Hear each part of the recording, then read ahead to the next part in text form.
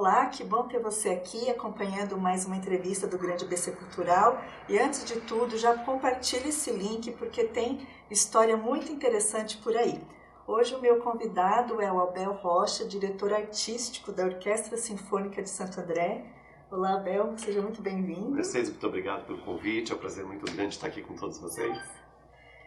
O seu trabalho na orquestra já tem quase uma década, mas eu queria saber como que tudo isso começou? Qual foi a primeira vez que você assistiu a um concerto? Nossa. E o que te chamou a atenção? Que elementos te fascinaram? Gente, já vai falar de qualquer coisa lá no milênio passado já, né? Olha, vale. Essas coisas já estão antigas. Isso começou... A ideia da música em conjunto, né? Porque no fim das contas uma orquestra é isso, começou com um certo deslumbre, né, de ouvir essas coisas, né? Eu nasci no Brás, lá em São Paulo, meu pai nasceu no interior da Bahia, e como essa pessoa que veio do interior da Bahia casou com uma filha de portugueses em São Paulo, e sempre quis oferecer para os filhos aquilo que ele entendia não ter tido. Meu pai não passou do 4º ano primário, mas era uma pessoa que devorava o jornal do começo ao fim. Então, você podia conversar de qualquer coisa com ele, que era ótimo. E um dos primeiros contatos foi ele achar que era importante para nós termos acesso a coisas que ele não teve. Então ele sempre ofereceu muito, tipo as coleções das óperas que saíam pela Abril, aquelas coleções brancas, ou mesmo as músicas de concerto. Então ele na cabeça dele, isso era uma coisa que seria importante ele oferecer para os filhos. E foi meus primeiros contatos foram esses. E aí naquela região do Brás, famílias italianas, tinha vizinhas que vinham de tradição de ter piano em casa. Aí eu comecei a entrar um pouquinho nisso, fui brincar no piano da vizinha, chegou de casa de noite, meu pai falou assim, que as pessoas já comecei a ter aula de piano com a Lia. Mentira, eu tinha tocado, né? Ele foi lá, conversou, desenhou um piano de cartolina, que foi meu primeiro pianinho, eu exercitava o piano numa cartolina na mesa da cozinha. Então foi uma coisa assim muito precária, eu não venho de família de artistas, e com o passar do tempo foi isso, eu entrei no coral da escola, depois do coral da escola no colegial, naquela época ainda existiam. Eu fiz escola técnica, sou técnico em edificações antes de ter feito música. Tinha um coral na escola que também me incentivou muito a prática musical em conjunto e me fez me apaixonar por isso. Aí, ao invés de fazer arquitetura, fui fazer música e o mundo fez se estourou. E essa coisa de fazer música com pessoas, né, que era a minha paixão era essa, pegar grupos de pessoas, principalmente com canto coral. Eu venho do canto coral eu fui para a ópera, exatamente essa coisa de contar histórias cantando, e daí para ir para música instrumental, para música sinfônica foi um passo. E essa construção, né, de pegar um texto que não é nada, são um punhado de símbolos e bolinhas em cima de um pedaço de papel e transformar em algo que comunica histórias e emoções para as pessoas, foi o que me fez me apaixonar por essa atividade. E daí aí o mundo se atropela, né? Faculdade, pós-graduação, morar na Alemanha, reger isso, reger aquilo, fazer coisa, aí acontece tudo. Maestro, quando eu converso com um profissional da música, é o que geralmente um cantor cita, que quando ele está no palco é praticamente um momento de êxtase, dele verificar a reação imediata da plateia, né? O seu trabalho tem uma característica diferente, por estar ali regendo, estar de costa para o público, né? Como que você recebe essa repercussão do que está acontecendo na plateia? Como que funciona isso no seu trabalho? Quando você fala isso, vem um punhado de situações e de respostas que querem pular para fora aqui, né? E não sei, eu penso muito na minha atividade como professor. Eu sou professor de regência desde que eu tinha 23 anos de idade, que eu estava na faculdade ainda e dava aula no Conservatório Dramático. Naquela época meus alunos tinham 20 anos, hoje em dia eles continuam tendo 20 anos, eu já estou com 60. E sempre uma coisa que é uma preocupação muito grande é isso, por que a gente sobe no palco? Né? Você sobe no palco para ser aplaudido, o aplauso é essa coisa egoísta e egocêntrica que o artista merece, ou o aplauso, ele é uma medida, né?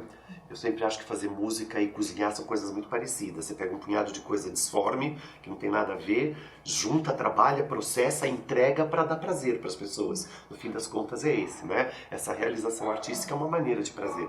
É um prazer para o corpo, para a alma, para o espírito, a gente pode resolver. E como você falou, para a maioria dos artistas, você está de frente para o público na grande maioria das vezes. O maestro não. Eu sempre brinco, a gente entra, fica lá 2 horas dando a bunda para a plateia, né? E as pessoas só vindo as nossas costas e isso se transformando em algo. Mas tem essa percepção muito forte, porque tanto o silêncio quanto o barulho, eles revelam o quanto da sua atividade pode estar impactando em quem está atrás de você. Né? E é por isso que a gente faz para criar uma emoção nas pessoas. E que emoção é essa que você quer que crie? Você quer que crie uma emoção que as pessoas fiquem tão eufóricas, tão efusivas, que elas têm que gritar, pular, bater palma e urrar junto, como show de rock, essas coisas, faz parte. É essa emoção que você quer, então você constrói. Em outras situações, você tem que construir algo que faça com que as pessoas fiquem completamente introspectivas, que elas caiam dentro de si e que o silêncio seja essa manifestação delas desse momento de prazer do processo artístico, né? Então essa percepção é muito louca, é em parte de ouvido, é o que a gente está ouvindo de reação da plateia, e em parte do que acontece entre cada uma das coisas que a gente faz. Já faz muito tempo que eu não subo no palco direto e só para reger. Eu acho que a conversa com o público, a colocar dentro de algum universo, dentro de alguma expectativa, dentro de algum ponto de congruência, aquilo que a gente vai tocar com a experiência da plateia é importante. Então essa questão de poder, de precisar, não é nem poder, eu preciso conversar com o público, né? Porque a gente vai oferecer uma experiência. E na música de concerto, na música sinfônica, nisso que a gente chama de música erudita, mas esse nome é péssimo, né?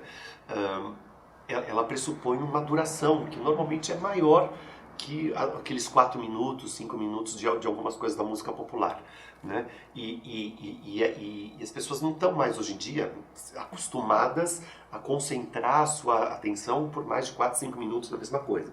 Então, criar essas surpresas e oferecer para as pessoas a partir de um bate-papo, de uma explicação ou de chamar atenção para algo, sobre quem vai tocar ou o que vai ser tocado, de que maneira que a pessoa pode acompanhar esse discurso, permite que o público tenha uma outra reação. A gente vai percebendo a cada momento, ou dentro do mesmo espetáculo, ou de um espetáculo para outro, né, que você vai cativando públicos diferentes.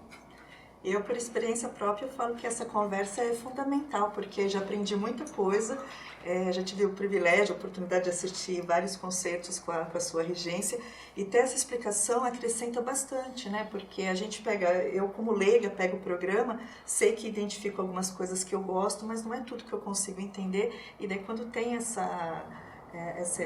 repertório a mais, né, com a sua conversa, é muito bacana. E agora eu também quero saber como que foi a sua chegada em 2014 para reger a Orquestra de Santo André. Então, a Santo André foi criada há 30 e tantos anos atrás, já 35 agora, né? Pelo maestro Flávio Florenzi, criada primeiramente como uma orquestra jovem. Em 2010, o jovem saiu do nome, a cidade assumiu a orquestra como uma orquestra profissional, que já era, né? Quer dizer, ter tirado o nome foi só a constatação de algo que já tinha acontecido na história da orquestra, quer dizer, então já são profissionais de carreira e tudo mais que estão lá. De 2013 para 2014, né, o maestro da orquestra, que era o Carlos Moreno, foi convidado a assumir outros trabalhos no Teatro Municipal de São Paulo, que coincidiriam com a orquestra, então ele estava nesse processo de saída. Eu tinha sido diretor do Teatro Municipal nos anos de 2011 e 2012. Né? Muitas das pessoas que tocam hoje em dia em Santo André e já tocavam naquela época, já trabalharam comigo em outras orquestras, outras situações, vários foram alunos. E tem uma tradição das orquestras no Brasil, nos seus processos de mudança de diretor artístico, de maestro, existia uma sugestão de nomes por parte do próprio grupo. Né?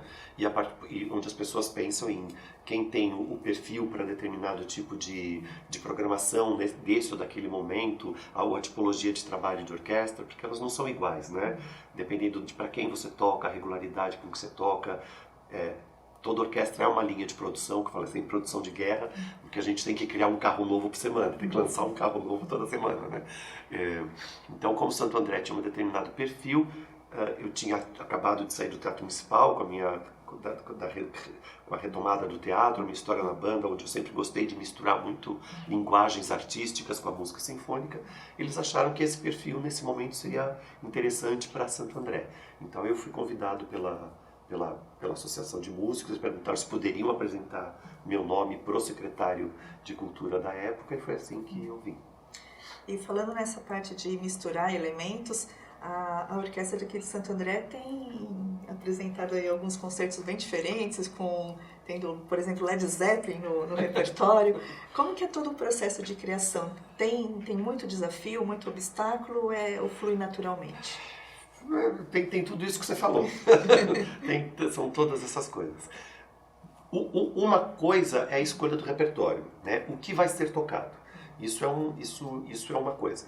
Outra coisa é qual a embalagem que a gente vai colocar nisso que vai ser tocado. Em que situação, para que público, para qual momento. Como isso se encaixa dentro de um arco, de uma programação anual. E quem é o teu público, né? Como, por exemplo, tem orquestras que têm assinaturas. E toda semana elas fazem um concerto. Quando uma orquestra faz concerto toda semana, com certeza o público não é o mesmo público toda semana, porque elas não vendem assinatura dos 50 concertos do ano. Então, o que é um pacote de assinaturas da USESP? É alguém que vai em 10 desses 50 concertos, né? Então, você sabe que você não está fazendo a cada semana para o mesmo público. Então, você tem a série Isso, que é mais... Né, no caso de Santo André, é um concerto por mês, a gente sabe que a gente está fazendo... É um público mais regular.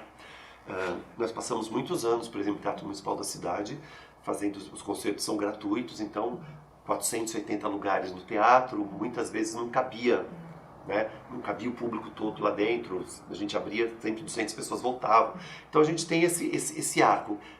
O que eu posso oferecer de diferente durante o ano para o meu público, né? Então essa é uma primeira coisa. Depois, dentro disso, vão os concertos. Então tem concertos que são mais caros ou mais baratos, que demandam mais tempo de preparação, outros demandam menos tempo de preparação, outros precisam de um planejamento a longo prazo, porque depende de você envolver outras pessoas. Então, por exemplo, fazer um concerto, como você falou, de Led Zeppelin, o processo de ensaio é curto, mas a pré-produção, que é preparar... Não existe música pronta para a orquestra do Led Zeppelin. Não é uma coisa assim, você vai na loja, me dá 10 partituras do Led Zeppelin. Não, né? Você tem que chegar para alguém, um compositor ou vários, falar assim, olha, eu preciso que você escreva essa música do Led Zeppelin para a orquestra. Isso demora 1 mês, 2 meses até isso tudo ficar preparado. Isso passa por um processo de montagem desse material, de estudo prévio das pessoas, até chegar nesse processo de ensaio, de apresentação. Então, por mais que ele pareça uma coisa simples, ele demanda uma preparação muito grande. É mais trabalhoso e mais custoso nesse sentido fazer um concerto de Led Zeppelin do que tocar Bach e Brahms. Bach e Brahms é uma coisa que é barata, tá aí, a gente toca rápido, né? Outras coisas são essas coisas que vão para outros lados, que não é só o repertório. Por exemplo, a orquestra tem um canal do YouTube, né? Se vocês quiserem ir lá, é a Orquestra Sinfônica de Santo André, vai no YouTube, tem muitas gravações nossas, algumas até de trabalhos interessantes. Tem algumas coisas que nós fizemos juntando linguagens diferentes e coisas para públicos inusitados. A gente tem um documentário, só para você ter uma ideia, de uma ação que nós fizemos há uns 5, 6 anos atrás. A orquestra, era um ano onde a orquestra estava tocando em lugares diversos da cidade. Uma vez nós fomos tocar no Senac, para os alunos do Senac, e chegando lá no Senac, estava marcado que iriam descer as classes para assistir o concerto da orquestra, tinha todo um roteiro. Aí o diretor do Senac falou, olha, mas vai descer uma classe de surdos, tá? Eu falei, ai meu Deus, como vai descer uma classe de surdos para um concerto de uma orquestra? Eu falei, estou completamente despreparado. Eles vieram, tinha uma pessoa lá que falou, olha, vocês me desculpam, eu falei, fui conversar com uma classe, mas eu não estava preparado para fazer nada para vocês. Mas já que a gente fazer uma coisa específica. Aí entramos numa linha de produção, onde juntamos essas 2 turmas do Senac, que eram turmas de surdos que estavam estudando lá. Pegamos todas as crianças da rede municipal, que também são crianças que têm um atendimento especial por serem deficientes auditivos. Né? Fizemos uma parceria com o pessoal da saúde, que tinha um trabalho com pessoas da terceira idade que estavam em processo de perda de audição, e fizemos um concerto de orquestra para surdos. Né? Muito interessante. Um desafio muito legal, quer dizer, era específico para eles, né? Não era um concerto para outro público, para um público que eu via normalmente podia acompanhar, tanto que você pode acompanhar. Então foi todo um trabalho de construir a percepção do som a partir dos outros sentidos que não a audição. Então eles foram entender como é que o som é produzido, como é que o som é produzido por um instrumento de sopro que tem que usar o ar. Então eles foram treinados a usar o ar, o instrumento de percussão, que é a velocidade com que você bate, o instrumento de corda, que é a pressão. Então mesmo que eles não tocassem, eles tiveram acesso a esses outros processos físicos que produzem o som. Então estava todo mundo descalço, percebendo o ritmo, né? Até que nós fizemos eles tocarem partituras. Né? Todos eles ganharam pequenos instrumentos, pelo menos instrumentos de sopro, onde eles precisavam tocar sons agudos, sons graves, coisas rápidas, coisas curtas, coisas fortes, que eles conseguiam decodificar isso porque eram ações físicas do corpo deles, né? E no final teve uma partitura gráfica, então foi um trabalho muito bonito, a gente chorava, né? Porque era muito emocionante ver aqueles... A gente fez, logicamente, com os maiores instrumentos da orquestra, né? Tubas, contrabaixos, tímpanos, e eles tocavam nos instrumentos, eles ouviram o concerto encostando nos instrumentos. A gente consegue fazer isso para um público genérico. E se vocês quiserem ver esse documentário lá, é realmente muito emocionante. Eu tive a participação de uma ex-aluna minha, hoje em dia colega, que é a Viviane Louro, que ela é especializada em educação musical para pessoas com deficiência, e a gente construiu, por exemplo, um concerto específico para esse público, né? Então isso é uma coisa que você tem que estar de olho para construir uma programação, como você constrói essas possibilidades para o público que você tem naquela situação. Olhar para a tua sociedade é a coisa mais importante. Ainda então, falando sobre sentido e música, teve uma outra atividade da orquestra bem interessante, que foi o Live in Paint com 2 artistas aqui da região, Alexandre Barazino, artista plástico, a Tânia Turcato também, os dois em cada lado do Teatro Municipal de Santo André, ouvindo o concerto e cada um deles dando a impressão, né, aliás, transcrevendo a emoção deles para a tela, como cada um podia sentir. Também foi bem interessante. Na verdade foram 4 artistas, foram 2 concertos com a casa completamente cheia. E a gente propôs uma música, era uma música grande, uma música que durava 1h15, exatamente para em 1h15 dar tempo deles construírem as suas obras. E a proposta exatamente essa. O que é que o som da orquestra estimula você a fazer durante o teu trabalho? Então era uma pintura online, né? Uma pintura ao mesmo tempo que a orquestra tocava, e foi muito legal, que eles conheciam já as coisas, então participaram dos ensaios, ouviram as músicas, então era no último acorde, regia o último acorde, eles davam a última pincelada como se fossem os solistas daquele concerto, né? Então os solistas daquele concerto foram artistas plásticos aqui da cidade. E o bacana é que cada quadro bem diferente, né? Completamente diferente. Com a identidade de cada um dos artistas e bem diferente. Mas o que a gente pode esperar na programação da orquestra para 2023? Já tem alguma coisa bem planejada ou apenas sonhos? Olha, o 2023 é um momento de reinaugurações e retomadas, né? Então 20 a gente conseguiu começar o ano e paramos. 21 a gente trabalhou muito online, 2021, a orquestra inclusive no final de 2020 ganhou prêmios da revista Concerto, que é uma revista especializada em música erudita, pela programação online que a orquestra fez naquele momento, que foi... a gente teve coisas que foram realmente diferentes, né, com relação à programação, à regularidade delas, à maneira de apresentar a música online. Então a gente conseguiu fazer isso. Então 21 foi uma coisa mais ou menos meio de caminho, onde a gente continuou produzindo materiais. 22 a gente pôde retomar. Então 23 vai ser um momento de reutilizar os espaços da cidade, né? O Teatro Carlos Gomes está aí, a gente volta a fazer concertos do Carlos Gomes, o Teatro Conchita de Moraes vai voltar a ser inaugurado, então vai ser um outro espaço de realização artística, e o Teatro Municipal entra em reforma e deve ser entregue durante esse ano de 2023. Quer dizer, nesse momento antes de começar a programação de 23, de criar essa agenda de trabalhos. Mas na regularidade vai ser aquilo como é na cidade. No último fim de semana de cada mês, a orquestra vai ter um espetáculo sempre diferente, sempre novo e sempre variado para a população da cidade. Ah, que bom, muito bacana. Agradeço a sua presença. Foi muito bacana a gente poder saber um pouco mais do seu dia a dia como regente, também como que funciona aí um pouco dos bastidores de uma orquestra. Muito bom recebê-la aqui. Eu que agradeço, Mercedes, a participação de todos vocês e convido vocês a ir lá também conhecer um pouco da realização da Orquestra Sinfônica de Santo André no nosso canal do YouTube. Bota lá, Orquestra Sinfônica de Santo André, que você vai ver muita coisa. E estamos nas redes sociais para acompanhar a programação, que hoje em dia a grande divulgação é feita pelas redes sociais. É a mesma coisa, Orquestra Sinfônica de Santo André, tanto no Facebook quanto no Instagram, tudo que a gente fizer está lá. A gente vai deixar os contatos aqui na descrição do vídeo e a gente encerra a conversa, mas tenho certeza que você quer ou conhecer ou rever um pouquinho o trabalho do maestro. Você assiste agora algum trechinho da apresentação da Orquestra Sinfônica de Santo André e eu já reforço esse convite. Além de curtir aqui, não deixe de prestigiar esse concerto ao vivo. É transformador. Já aproveito também para convidar para curtir o canal, compartilhar a entrevista, deixe seus comentários sobre o que achou da entrevista, mais alguma pergunta para o maestro que a gente, num tempo limitado, não consegue responder. Será sempre um prazer responder. E curtam a apresentação agora da orquestra e a gente se encontra em breve.